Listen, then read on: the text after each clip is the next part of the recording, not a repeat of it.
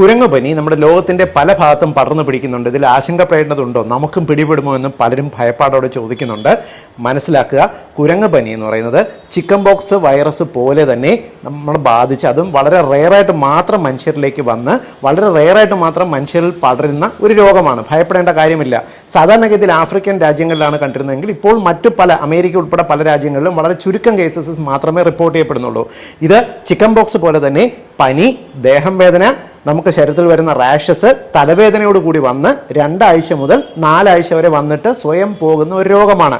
1% മുതൽ 10% വരെ വളരെ ചുരുക്കം മാത്രമേ മരണത്തിലേക്ക് ഗുരുതരമാവുക പോലും ചെയ്തുള്ളൂ. അത് രോഗപ്രതിരോധ ശേഷി കുറഞ്ഞവർക്ക്.